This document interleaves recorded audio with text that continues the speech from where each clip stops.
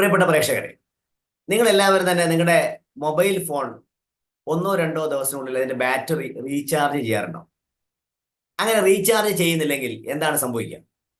കുറച്ചു കഴിഞ്ഞാൽ ആ മൊബൈൽ ഫോൺ പ്രവർത്തനരഹിതമാവും. ഇത് ഒരു മൊബൈൽ ഫോണിന്റെ കാര്യം. ഇത് നമ്മൾ വളരെ ഗൗരവമായി ചെയ്യുന്ന ഒരു കാര്യം കൂടിയാണ്. പക്ഷേ നമ്മൾ എപ്പോഴെങ്കിലും നമ്മുടെ മനസ്സിനെ ഒന്ന് റീചാർജ് ചെയ്യാൻ ശ്രമിച്ചിട്ടുണ്ടോ? അതുകൊണ്ട് ആ വിഷയമാണ് ഇന്ന് നമ്മൾ പഠിക്കാൻ പോകുന്നത്.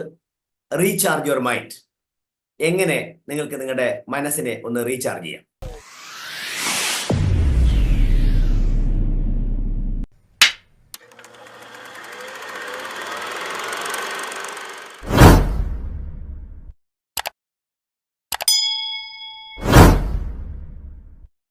ഈ പ്രോഗ്രാം മുഴുവനായി നിങ്ങൾ കാണുമ്പോൾ നിങ്ങൾക്ക് പഠിക്കാൻ കഴിയുന്ന കാര്യങ്ങൾ എന്താണെന്ന് നോക്കാം.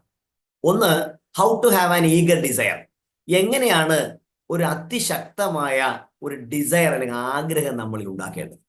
ഇനി രണ്ടാമത് നമ്മൾ മനസ്സിലാക്കാൻ പോകുന്നത് learn to take the advantage of opportunities. ഇവിടെയുള്ള അനന്തമായ അവസരങ്ങളുടെ സാധ്യതകളെ ഉപയോഗിച്ചുകൊണ്ട് എങ്ങനെ നമുക്ക് മുന്നോട്ട് പോകാം.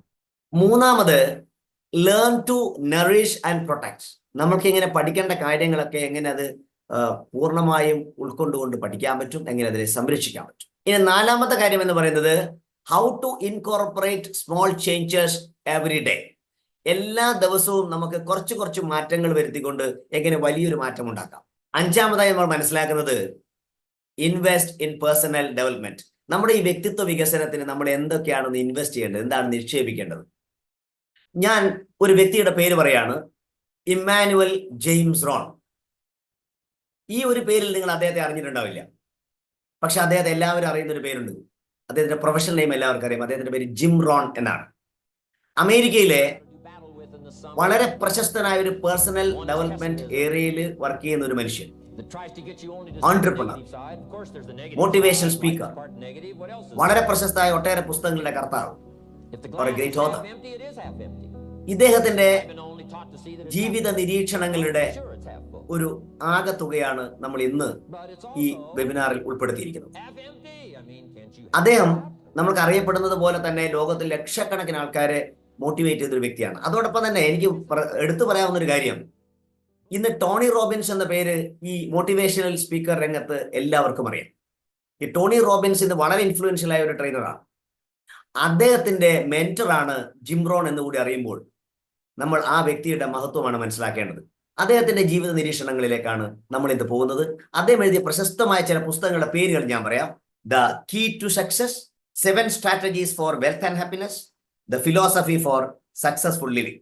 ഇത്തരം വളരെ പ്രശസ്തമായ പുസ്തകങ്ങളുടെ ഓഥർ കൂടിയാണ് അദ്ദേഹം. ഈ പുസ്തകങ്ങൾ നിങ്ങൾക്ക് കിട്ടുമെങ്കിൽ വായിക്കുന്നത് ഏറെ നന്നായി. ഇനി നമുക്ക് നോക്കേണ്ടത് importance of recharge your mind, അല്ലെങ്കിൽ മെന്റൽ റീചാർജിങ്ങിന്റെ പ്രാധാന്യവും ഗൗരവമാണ്. നമ്മുടെ ഇന്നത്തെ ലോകത്തെക്കുറിച്ച് ഒന്ന് ചിന്തിച്ചു നോക്കും. നമ്മൾ ഓരോരുത്തരും ഒന്ന് സ്വയം ഒന്ന് ചിന്തിച്ചാൽ മനസ്സിലാവും നമ്മൾ എത്ര തിരക്ക് പിടിച്ച ജീവിതത്തിലാണ്. അതിന് ഇംഗ്ലീഷിൽ മനോഹരമായ പേരില്ലേ, ഹെക്ടിക് ലൈഫ് സ്റ്റൈൽ.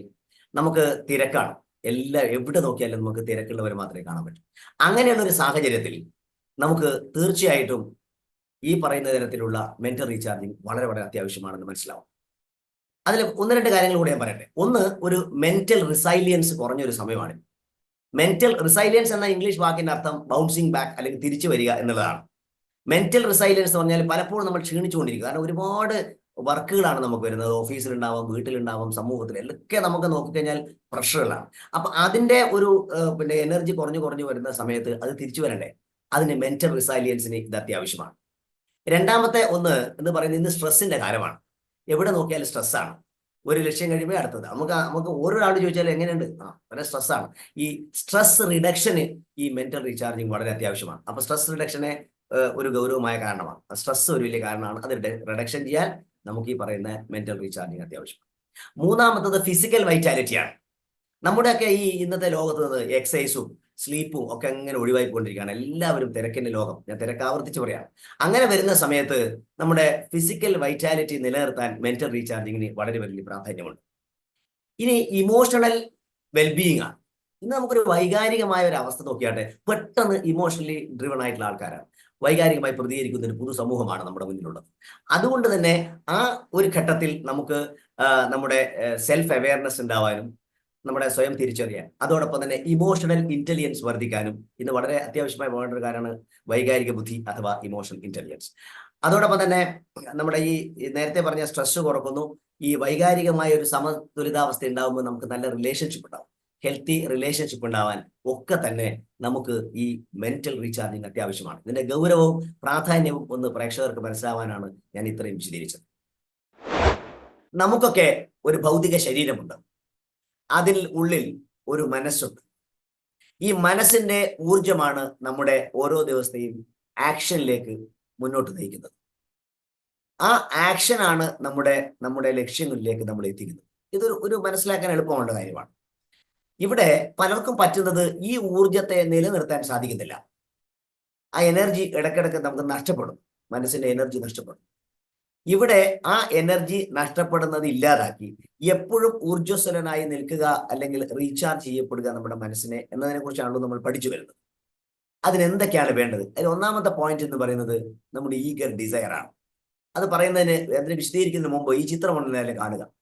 എല്ലാവരും ചിത്രത്തിൽ ഒന്ന് സൂക്ഷിച്ചു നോക്കൂ. ഈ ചിത്രത്തിൽ നിങ്ങൾ വളരെ പരിചയമുള്ള ഒരാളുണ്ട്. അദ്ദേഹത്തിന്റെ പേരൊന്ന് ടൈപ്പ് ചെയ്യാം. ഞാൻ കുറച്ച് സമയം കാത്തിരിക്കാം. Thank you. ഒട്ടനവധി ആൾക്കാർ ആ പേര് പറഞ്ഞുകൊണ്ടിരിക്കുകയാണ്. കാരണം എല്ലാവർക്കും അറിയുന്ന ഒരാളാണ്. അത് മറ്റാരുമല്ല, മമ്മൂട്ടി, നമ്മുടെ മമ്മൂക്ക. മമ്മൂട്ടിയുടെ ഈ അടുത്ത കാലത്ത് വന്നൊരു സോഷ്യൽ മീഡിയയിൽ വൈറലായ ഒരു പോസ്റ്റാണ്. അദ്ദേഹത്തിന്റെ മുൻ ഒന്നിച്ച് പഠിച്ചവരുടെയൊക്കെ ഒരു റീയൂണിയൻ പോസ്റ്റാണ്. അതിൻ്റെ ഒരു ഫോട്ടോ, ആ ഫോട്ടോ ആണ്. നിങ്ങൾ ആ ഫോട്ടോ ശ്രദ്ധിച്ചല്ലോ. എന്തുകൊണ്ട് മമ്മൂട്ടി ആ വ്യത്യസ്തനായി അവിടെ കാണുന്നു? ആ ഫോട്ടോയിൽ വളരെ വ്യത്യസ്തനാണ് മമ്മൂട്ടി. അദ്ദേഹത്തിന്റെ മുഖ സൗന്ദര്യവും അദ്ദേഹത്തിന്റെ ആരോഗ്യവും മറ്റു സുഹൃത്തുക്കളില്ല. എന്താണ് മമ്മൂട്ടിയെ അവിടെ വ്യത്യസ്തനാക്കിയത്? മറ്റൊന്നുമല്ല, മമ്മൂട്ടിയുടെ ആ ഈഗർ ഡിസയർ ആണ്. എന്താണ് അദ്ദേഹത്തിന്റെ ഈഗർ ഡിസയർ? അദ്ദേഹത്തിന്റെ അംബീഷൻ ഉണ്ട്, ഒരു ജീവിത ലക്ഷ്യമുണ്ട്. അംബീഷൻ എന്ന വാക്കിന് ആ ഡിക്ഷണറിയിൽ പറയുന്നത് ഈഗർ ഡിസയർ ഫോർ ഡിസ്റ്റിങ്ഷൻ എന്നാണ്. എന്തിലും ഏറ്റവും കൂടുതൽ വിജയിക്കാനുള്ള ഒരു ഡിസയർ ആണ് ഈ നമ്മുടെ അംബീഷനായിട്ട് കാരണം, അല്ലെങ്കിൽ നമ്മുടെ ലക്ഷ്യം എന്ന് പറയുന്നത്. മമ്മൂട്ടി അതിനുവേണ്ടി ഓരോ നിമിഷവും അതിൽ മാത്രമാണ് ജീവിക്കുന്നത്. തനിക്ക് ആ ലക്ഷ്യത്തിലേക്ക് എത്താൻ വേണ്ടി, അല്ലെങ്കിൽ ആ ലക്ഷ്യം നിലനിർത്താൻ വേണ്ടി അദ്ദേഹം ഓരോ മിനിറ്റും അതിനു വേണ്ടി പ്രവർത്തിക്കുന്നു. അദ്ദേഹത്തിന് ഈഗർ ഡിസയർ ഉണ്ട്. മറ്റുള്ളവർക്ക് ആ തരത്തിൽ അത് നിലനിർത്തണമെന്നില്ല, അവരുടെ ആഗ്രഹത്തിൽ അതില്ല. ഈ വ്യക്തിയുടെ വ്യത്യാസമാണ് അവിടെ മമ്മൂട്ടിയെ വ്യത്യസ്തരാക്കുന്നത്. ഇവിടെ ഒരു ചോദ്യം വരും, ഇത് മമ്മൂട്ടിക്ക് മാത്രമേ പറ്റൂ, എനിക്കോ നിങ്ങൾക്കോ ഒന്നും പറ്റില്ലേ? നമ്മൾ പെട്ടെന്ന് തീരുമാനിക്കുക അത് മമ്മൂട്ടിക്ക് പറ്റും, എനിക്ക് പറ്റില്ല, അല്ലെങ്കിൽ നമുക്ക് പറ്റില്ല. അങ്ങനെയല്ല. ഏതൊരു വ്യക്തിക്കും നമ്മുടെ മനസ്സിനെ എപ്പോഴും ഊർജ്ജസ്വലമാക്കി നിർത്തിക്കൊണ്ട് നമുക്ക് നമ്മുടെ ജീവിതത്തിന്റെ ലക്ഷ്യത്തിലെത്താൻ സാധിക്കും. അതിനുള്ള ഒന്നാമത്തെ കാര്യമാണ് ജിം റോൺ പറയുന്നത്, നമുക്കൊരു ഈഗർ ഡിസയർ ഉണ്ടാവും. We should have an eager desire. ഇങ്ങനെയുള്ള ഒരു ഈഗർ ഡിസയർ ഉണ്ടാവണമെങ്കിൽ വളരെ പ്രധാനപ്പെട്ട അതിൻ്റെ ബാക്ക് ബോൺ എന്ന് പറയുന്നത് ഡിസിപ്ലിനാണ്, അച്ചടക്കം എന്ന് പറയുന്നത്. അതോടൊപ്പം തന്നെ മറ്റൊരു ബാക്ക് ബോൺ ആണ് വിഷൻ, ക്ലിയർ ആയിട്ടുള്ള വിഷൻ. തനിക്ക് എന്തായി തീരണമെന്നുള്ള ഒരു വിഷൻ, കാഴ്ചപ്പാട് നമുക്ക് ഉണ്ടാവണം. അതിന് മാത്രമായി പ്രവർത്തിക്കുന്ന ഒരു ഡിസിപ്ലിൻഡ് ലൈഫ് ഉണ്ടാവണം. അപ്പൊ ഈ ഈഗർ ഡിസയറിന്റെ വളരെ പ്രധാനപ്പെട്ട ബാക്ക് ബോൺ ആണ് ഈ പറഞ്ഞിരിക്കുന്ന ഡിസിപ്ലിനും വിഷനും എന്ന് പറയുന്നത്. അപ്പൊ നമ്മൾ ഓരോരുത്തരും ചെയ്യേണ്ടത്, നമ്മുടെ ആ ലക്ഷ്യം നേടാൻ വേണ്ടിയിട്ടുള്ള ഈഗർ ഡിസയർ ഉണ്ടാവാൻ നമുക്ക് ആവശ്യം വളരെ വ്യക്തമായ ഒരു വിഷനും ഡിസിപ്ലിൻഡ് ആയിട്ടൊരു ലൈഫുമാണ്. ഇത് രണ്ടുമില്ലാതെ നമ്മൾ ലക്ഷ്യത്തിലെത്തില്ല. ജിം റോൺ പറയുന്ന രണ്ടാമത്തെ പോയിന്റിലേക്ക് പോകാം. Learn to take the advantage of opportunities. നമ്മുടെ മുമ്പിൽ വരുന്ന അവസരങ്ങളെ പരമാവധി ഉപയോഗിക്കുക. സ്വാഭാവികമായി നമുക്കൊക്കെ പറ്റുന്ന ഒരു കുഴപ്പം എന്താ അറിയും? നമ്മൾ വിചാരിക്കുക അത് പിന്നെ ചെയ്യാം, അല്ലെങ്കിൽ നാളെ ചെയ്യാം. പ്രൊക്രാസ്റ്റിനേഷനെ കുറിച്ച് ഒരുപാട് മുമ്പേ പറഞ്ഞിട്ടുണ്ട്. ഇവിടെ അതല്ല, മാറ്റി വെക്കുകയാണ്. കാരണം നമ്മൾക്ക് തോന്നുകയാണ് ഒരുപാട് സമയം നമ്മുടെ മുമ്പിലുണ്ട്. അങ്ങനെ ഇല്ല. നമ്മുടെ ജീവിതം എന്ന് പറയുന്നത് വലിയതൊന്നുമല്ല, ഒരു ഹ്രസ്വമാണ്. അതുകൊണ്ട് ഓരോ നിമിഷത്തിനും പ്രാധാന്യമുണ്ട്. അങ്ങനെ ഉണ്ടാകുന്ന ഓരോ ഓപ്പർച്യൂണിറ്റീസിനെ ഉപയോഗിക്കുന്നവരാണ് വിജയിച്ചവർ. ഇംഗ്ലീഷിൽ പറയാറുണ്ട്, അല്ലെങ്കിൽ ഒരു ചൊല്ലുണ്ട്, ഒരു പൊതുവായി പറയാവുന്ന ഒരു കാര്യം ജിം റോൺ പറയുന്നത്, learn to take the opportunity of spring. ആ സ്പ്രിങ്ങിനെ നമ്മൾ, അല്ലെങ്കിൽ വസന്തകാലത്തെ നമ്മൾ ആ സമയത്ത് തയ്യാറാവുക. സമ്മർ വരാനുണ്ട്, അതിന് പ്രിപ്പയർ ചെയ്യുക. അത് അവരുടെ ഒരു കാലഘട്ടത്തെ കുറിച്ച് പറഞ്ഞാൽ, അവിടുത്തെ ഒരു കാലാവസ്ഥ അനുസരിച്ച് പറഞ്ഞാൽ, നമുക്ക് നമ്മുടെ ഇന്ന് ഉള്ള ദിവസങ്ങളെ നഷ്ടപ്പെടുത്താതെ അവിടുത്തെ ഓരോ നിമിഷം ഉപയോഗിച്ചുകൊണ്ട് നമ്മുടെ ലക്ഷ്യത്തിലേക്ക്, നേരത്തെ പറഞ്ഞു വിഷന്റെ കാര്യം പറഞ്ഞു, നമുക്ക് ആ ലക്ഷ്യം ഉണ്ടായി കഴിഞ്ഞു. ഇനി ആ ലക്ഷ്യത്തിലെത്തുന്ന കാര്യത്തിന് വേണ്ടി ഓരോ നിമിഷവും നമ്മൾ ഉപയോഗിക്കുക. അതൊരു എല്ലാ അവസരങ്ങളും ഉപയോഗിക്കുക. അതിനെ കാത്തിരിക്കേണ്ട കാര്യമില്ല. അന്നന്ന് ചെയ്യാനുള്ള ഒരു അവസ്ഥ ഉണ്ടാക്കുക. ഇതാണ് ജിം പറയുന്ന രണ്ടാമത്തെ പാഠം. അപ്പൊ നമുക്ക് എന്തൊക്കെ ചെയ്യാൻ പറ്റുക? നമുക്ക് ഒരുപാട് പുസ്തകങ്ങൾ വായിക്കാം. നമ്മുടെ ലക്ഷ്യത്തിലെത്താൻ പറ്റുന്ന പുസ്തകങ്ങൾ വായിക്കാം. ഒരുപാട് സ്കിൽ നേടിയെടുക്കാം. പലതരത്തിലുള്ള കമ്പ്യൂട്ടർ സ്കില്ല്, ഒരുപാട് സ്കില്ലുകൾ നേടിയെടുക്കാം. അതേപോലെ തന്നെ ഈ സ്കിൽ നേടിയെടുക്കുന്ന പോലെ നമുക്ക് ചെയ്യാവുന്ന ഒരുപാട് കാര്യങ്ങളുണ്ട്. ഭാഷ പഠിക്കാം, ലാംഗ്വേജ്, ഇംഗ്ലീഷൊക്കെ പഠിക്കുക, അല്ലെങ്കിൽ പുതുതായ ഭാഷകൾ പഠിക്കുക, ജർമ്മൻ, പല ഭാഷകൾ പഠിക്കുക. നമ്മുടെ ലക്ഷ്യത്തിന് കണക്കായിട്ടുള്ള മാറ്റങ്ങൾക്ക് വേണ്ടി ഇത്തരത്തിലുള്ള കാര്യങ്ങൾ ചെയ്തുകൊണ്ടേയിരിക്കുക. ചില ഉദാഹരണങ്ങളൂടെ പറഞ്ഞെന്ന് മാത്രം. ഇനി മൂന്നാമത്തെ കാര്യം, learn to nourish and protect. സംരക്ഷിക്കാനും വളർത്താനും പഠിക്കുക. എന്തിനെ? നമ്മുടെ ലക്ഷ്യത്തെ. നമ്മൾ പ്രധാനമായി ഇവിടെ ശ്രദ്ധിക്കേണ്ടത് നമ്മുടെ വാല്യൂസിനെയാണ്, മൂല്യങ്ങളെയാണ്, ലക്ഷ്യത്തിലെത്താനുള്ള മൂല്യങ്ങളെയാണ്. അതിനെ നമ്മൾ ഊട്ടി വളർത്തുക. അതാണ് ഇവിടെ വിശദമായിട്ട് പറയുന്നത്. അതിനെ തടസ്സപ്പെടുത്തുന്ന, നമ്മുടെ ലക്ഷ്യത്തിലെത്തി തടസ്സപ്പെടുത്തുന്ന ഒരുപാട് ശത്രുക്കൾ നമുക്കുണ്ടാവാം. നമ്മളെ എനിമീസ് എന്ന് പറയുമ്പോൾ അത് പുറത്തുള്ള ആൾക്കാരാവാം, അവരുടെ വാക്കുകളാവാം, നിങ്ങളെ പരിഹസിക്കുന്നതാവാം, നിങ്ങളുടെ സുഹൃത്തുക്കളാവാം, അവർ നിങ്ങളെ ചിലപ്പോൾ പരിഹസിച്ചേക്കാം, അല്ലെങ്കിൽ ബന്ധുക്കളാവാം. ഇതൊക്കെ നമുക്ക് പല മേഖലയിൽ ഉണ്ടാവുന്ന പുറത്തുള്ള ശത്രുക്കളാണ്. അതിനേക്കാൾ വളരെ പ്രധാനപ്പെട്ട ഒന്നാണ് നമ്മുടെ ആന്തരിക ശത്രുക്കളെ തിരിച്ചറിയുക എന്നുള്ളത്. അതിലൊന്നാമത്തെ കാര്യം ഇൻഡിഫറൻസ് ആണ്. അതായത് നമ്മുടെ യഥാർത്ഥത്തിലുള്ള ഒരു വിശ്വാസവും നമ്മുടെ ഉള്ളിലുള്ള നമ്മൾ ധരിക്കുന്ന ചില കാര്യങ്ങൾ, യഥാർത്ഥത്തിലുള്ളത് നമ്മുടെ ഉള്ളിലുള്ള കാഴ്ചപ്പാട്, യഥാർത്ഥത്തിലുള്ളതല്ല ഉള്ളിലുള്ള കാഴ്ചപ്പാടുണ്ടാവും. ഇവ തമ്മിലുള്ള ഒരു വ്യത്യസ്തതയുണ്ടല്ലോ, അവ തമ്മിലൊരു യുദ്ധം നടക്കും എപ്പോഴും. നമുക്ക് അത് ഇല്ലാതാവണം. എന്നിട്ട് യഥാർത്ഥത്തിലുള്ള നമ്മളെ ശക്തിയാണ് നമ്മൾ തിരിച്ചറിയുന്നത് എന്ന് നമ്മളൊന്ന് ബോധ്യപ്പെട്ട് പ്രവർത്തിക്കണം. അതിനാണ് ഇൻഡിഫറൻസ് എന്ന് പറയുന്നത്. മറ്റൊരു നമ്മുടെ ആന്തരികമായ ശത്രുവിന്റെ പേര് ഇൻഡിസിഷനാണ്. വൈകിയെടുക്കുന്ന തീരുമാനങ്ങൾ, ചിലപ്പോൾ എടുക്കുകയില്ല. അതിന് പകരം ക്വിക്ക് ഡിസിഷൻസ് എടുക്കാൻ സാധിക്കണം. കാരണം കൂടുതൽ അങ്ങനെ വെക്കുമ്പോൾ അതിങ്ങനെ അവിടെ എന്താ പറയാ, അത് ഇല്ലാതെ നമ്മളെ തുരുമ്പ് പിടിച്ചു എന്ന് പറയില്ലേ. വൈകി എടുക്കുന്നത് പലരുടെയും ജീവിതത്തിലെ പരാജയത്തിന് കാരണം വെച്ചാൽ ആ സ്പോട്ട് ആയിട്ട്, അല്ലെങ്കിൽ പെട്ടെന്ന് ക്വിക്ക് ഡിസിഷൻ എടുക്കാൻ പറ്റുന്നത്, അത് എടുക്കാൻ പറ്റണം. ഇല്ലേ അത് നമ്മളൊരു ശത്രുവായി മാറും. മൂന്നാമത് ഡൗട്ടാണ്, സംശയം. നമ്മുടെ പുരാതന ഗ്രന്ഥങ്ങളൊക്കെ പറഞ്ഞ പോലെ ഭഗവത്ഗീതയിൽ പറയുന്ന സംശയാത്മാ വിനശ്യതി, ഡൗട്ട് നിങ്ങളുടെ ജീവിതത്തെ നശിപ്പിക്കുന്നു, അല്ലെങ്കിൽ നിന്റെ വിശ്വാസം നിന്നെ രക്ഷിക്കട്ടെ എന്ന ബൈബിൾ വചനം, തത്തുല്യമായ ഖുർആൻ വചനങ്ങളൊക്കെ നമ്മൾ കേട്ടിട്ടുണ്ട്. ഇവിടെ നമ്മൾ പറയുന്നത് ഈ വിശ്വാസം എന്ന് പറയുന്നത്, അല്ലെങ്കിൽ ഫെയ്ത്ത്, അതിനെ നഷ്ടപ്പെടുത്തുന്നതാണ് ഈ ഡൗട്ട് എന്ന് പറയുന്നത്. അത് നമുക്ക് ചിലപ്പോഴങ്ങ് തുടങ്ങും, എനിക്കൊരു ഡൗട്ട് ഉണ്ട്, പിന്നെ നമ്മുടെ ആന്തരിക സംഭാഷണമായ സെൽഫ് ടോക്ക് അതായിരുന്നു പിന്നീട് വലിയ ബുദ്ധിമുട്ടാവും. അതിനാവശ്യമില്ല. ഒരാൾക്ക് ചെയ്യാൻ പറ്റുമെങ്കിൽ എന്തുകൊണ്ട് എനിക്ക് ചെയ്യാൻ പറ്റൂല? നമ്മൾ ആലോചിച്ചൂടെ? വിജയിച്ച ഒരാൾക്ക് അത് ചെയ്യാൻ പറ്റുമെന്ന് എനിക്ക് ചെയ്യാൻ പറ്റും. അങ്ങനെ ചിന്തിക്കുന്ന ഒരു അവസ്ഥ നമ്മൾ ഉണ്ടാവണം. അപ്പൊ ഈ ഡൗട്ട് എന്ന് പറയുന്ന ഒരു സംഭവം അങ്ങോട്ട് ഇല്ലാതാവണം. അവിടെ പകരം ഒരു ഫെയ്ത്ത് വന്നിട്ട് നമ്മൾ നിറക്കണം, വിശ്വാസം നിറക്കണം. അതുകൊണ്ടാണ് ഈ നറിഷ് ആൻഡ് പ്രൊട്ടക്റ്റിനെ കുറിച്ച് ഇത്ര വിശദീകരിച്ച് പറയുന്നത്. അപ്പൊ നമ്മുടെ ലക്ഷ്യത്തിലെത്തുന്ന നമ്മുടെ ആ മനസ്സിന്റെ ആ ഊർജ്ജം ഉണ്ടല്ലോ, അത് നറിഷ് ചെയ്യണം, അതിന് പ്രൊട്ടക്ട് ചെയ്യണം. ഇനി നാലാമത്തെ കാര്യം, ജിബ്രോൺ പറയുന്ന നാലാമത്തെ കാര്യം എന്താണെന്ന് വെച്ചാൽ, try to incorporate small changes every day.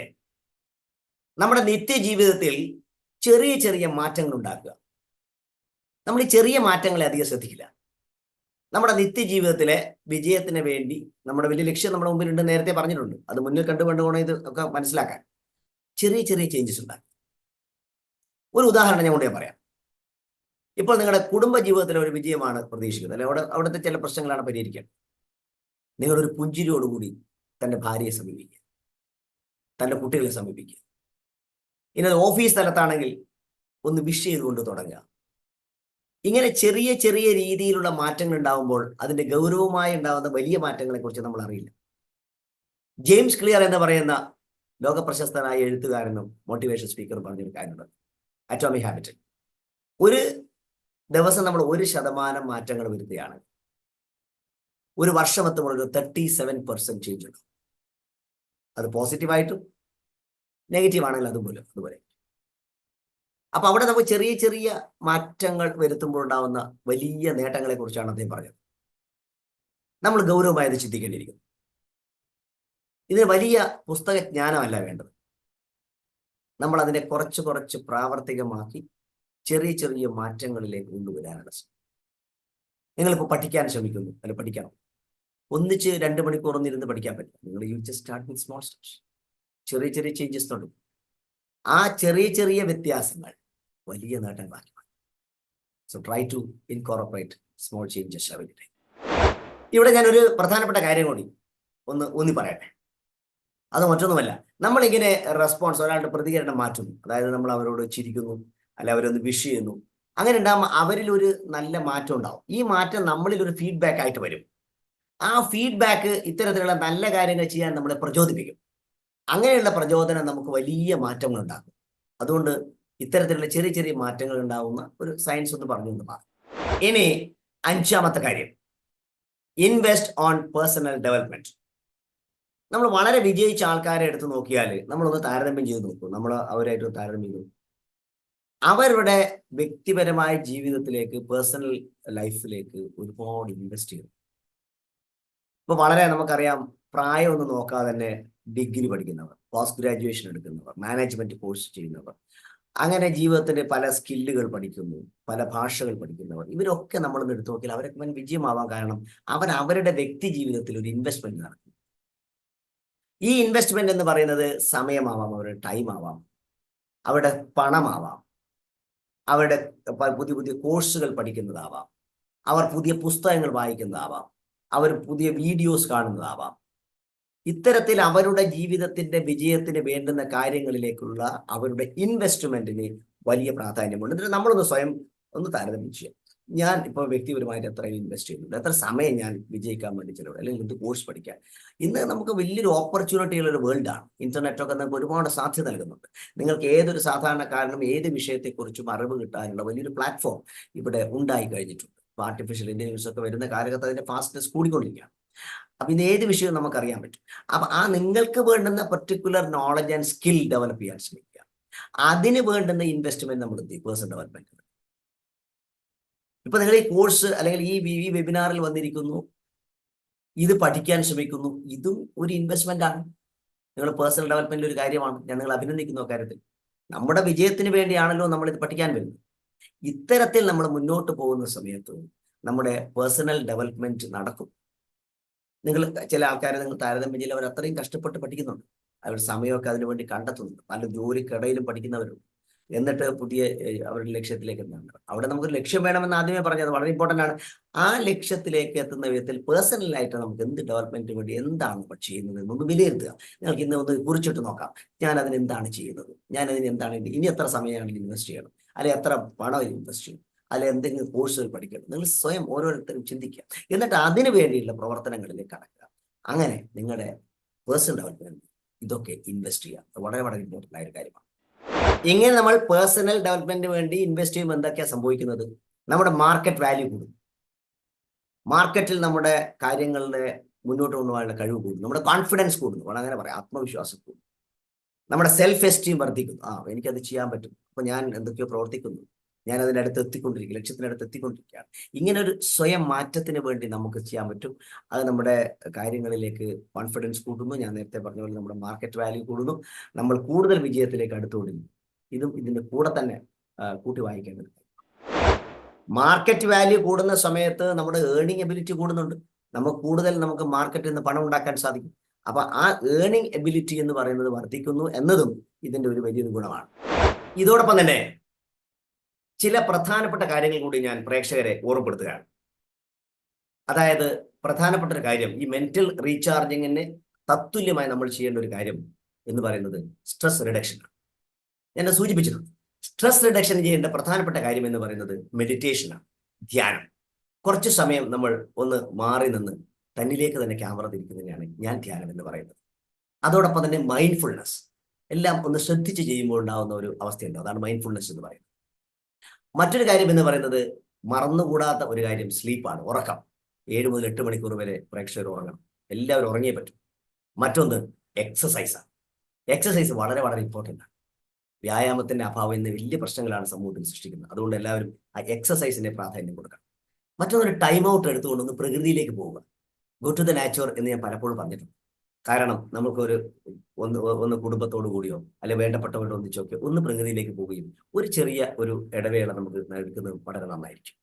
ഇങ്ങനെ പ്രധാനപ്പെട്ട ഈ മെന്റൽ റീചാർജിങ് പ്രോസസ്സിൽ ഇതിന് വലിയ പ്രാധാന്യമുണ്ടെന്ന കാര്യം നിങ്ങൾ ഓർക്കുക. അതോടൊപ്പം തന്നെ ഈ മെന്റൽ റീചാർജിങ്ങിനെ കുറിച്ച് പറയാനുള്ള ഒരു കാര്യം എന്ന് വെച്ചാൽ ഇത് കണ്ടിന്യൂസ് ആയിട്ട് ചെയ്യണം. ഇത് കുറച്ച് ദിവസം ചെയ്ത് നിർത്തേണ്ട ഒരു കാര്യമില്ല. ഈ മെന്റൽ റീചാർജിങ് ഒരു കണ്ടിന്യൂസ് പ്രോസസ് ആണെന്ന് കൂടി പ്രേക്ഷകർ ഓർമ്മിക്കണം. പ്രിയപ്പെട്ട പ്രേക്ഷകരെ, ഇത്തരത്തിലുള്ള ജീവിത വിജയത്തിന് വേണ്ടിയിട്ടുള്ള നമ്മുടെ മനസ്സിനെ മൈൻഡിൽ റീചാർജ് ചെയ്യാൻ ജിം റോൺ പറഞ്ഞിരിക്കുന്ന 5 കാര്യങ്ങളാണ് നമ്മൾ വിശദമായി പഠിച്ചത്. അതിലേറെ കാര്യങ്ങളുണ്ട്, പക്ഷേ ഈ 5 എണ്ണത്തിലെങ്കിൽ നിങ്ങൾ ഫോക്കസ് ചെയ്യുക. അങ്ങനെ ചെയ്യുന്ന സമയത്ത് നമുക്ക് ഉണ്ടാവുന്ന മാറ്റങ്ങൾ അത്ഭുതാവഹമായിരിക്കും.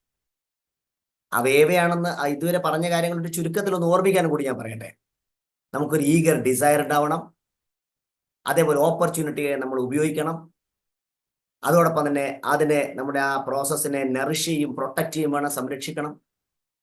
നമ്മൾ ചെറിയ ചെറിയ മാറ്റങ്ങൾക്ക് വേണ്ടി ശ്രമിക്കണം. നമ്മുടെ പേഴ്സണൽ ഡെവലപ്മെന്റിന് വേണ്ടി ഗൗരവമായി ഇൻവെസ്റ്റ് ചെയ്യണം. ഇത്തരത്തിലുള്ള കാര്യങ്ങളൊക്കെ മനസ്സിലാക്കി ഇത് ഒരു ദിവസം കൊണ്ട് സാധിക്കുന്ന കാര്യമല്ലെന്ന് മനസ്സിലാക്കണം. ഇതൊരു കണ്ടിന്യൂസ് പ്രോസസ്സാണ്. ലക്ഷ്യം എത്തുന്നത് വരെയുള്ള തുടർ പ്രക്രിയയാണ് ഞാൻ ഈ പറഞ്ഞത്. ഈ കാര്യങ്ങൾ എല്ലാ ദിവസവും വിലയിരുത്തി താൻ അതിലേക്ക് മുന്നോട്ട് പോകുന്നുണ്ടോ എന്ന് തിരിച്ചറിയാം. എന്നിട്ട് ഏവർക്കും ഈ ലക്ഷ്യം നേടാൻ സാധിക്കുമെന്ന് തിരിച്ചറിഞ്ഞുകൊണ്ട് ഓരോ വ്യക്തിയും ഓരോ പ്രേക്ഷകനും ജീവിത വിജയത്തിന്റെ ആ സുഖ സൗന്ദര്യങ്ങൾ ആസ്വദിക്കട്ടെ. അതിന് സാധിക്കും. അതിന് സാധിക്കാൻ നിങ്ങളുടെ പ്രയത്നമാണ് ഏറ്റവും ഇമ്പോർട്ടൻ്റ് ആയ കാര്യം. ഇത്രയും സമയം വളരെ ക്ഷമയോടെ ഈ വീഡിയോ കണ്ട പ്രിയപ്പെട്ട പ്രേക്ഷകരെ, നമ്മുടെ മനസ്സിനെ നമുക്കൊന്ന് റീചാർജ് ചെയ്യുക എന്നത് ഏവർക്കും സാധിക്കുന്ന ഒരു കാര്യമാണെന്ന് നമ്മൾ മനസ്സിലാക്കിയത്. ഇനി നിങ്ങളോടൊരു വിനീതമായ അഭ്യർത്ഥനയുണ്ട്. ഈ പറയുന്ന കാര്യങ്ങളൊക്കെ പലരിലേക്കും എത്തേണ്ടതില്ലേ, നമ്മുടെ വേണ്ടപ്പെട്ടിൽ എത്തേണ്ടതില്ലേ? അതിന് നിങ്ങളുടെ ഒരു വലിയൊരു സഹായം എന്ന് പറയുന്നത് നിങ്ങൾ ലൈക്ക് ബട്ടൺ ക്ലിക്ക് ചെയ്യുക. അതോടൊപ്പം ഇത് വേണ്ടപ്പെട്ടവരിലൊക്കെ തന്നെ ഷെയർ ചെയ്യുക. അതിനേക്കാൾ വളരെ പ്രധാനപ്പെട്ട എനിക്ക് തോന്നുന്ന കമൻറ്റുകളാണ്. ഈ കമൻറ്റുകൾ എന്നെക്കാൾ ഈ വിഷയത്തിൽ അറിവുള്ളവർക്ക് അങ്ങനെ അവർ കമൻറ്റ് ചെയ്യുന്ന സമയത്ത് അത് എനിക്കും മറ്റു പ്രേക്ഷകർക്കും ഏറെ സഹായകമാവും. അതുകൊണ്ട് തന്നെ കമൻറ്റ് ചെയ്യാൻ മറക്കരുത്. ഇനി പുതുതായി കാണുന്ന, ആദ്യമായി വീഡിയോ കാണുന്ന പ്രേക്ഷകരോട് പറയാനുള്ളത്, ഈ ചാനൽ സബ്സ്ക്രൈബ് ചെയ്യുക, ബെൽ ബട്ടൺ അമർത്തുക. ഇത്തരം വിജ്ഞാനപ്രദമായ വീഡിയോകൾ നിങ്ങളിലെത്താൻ അത് സഹായിക്കും. Thank you. Inspired by Altruistic Association of India, a non-profit non-religious entity.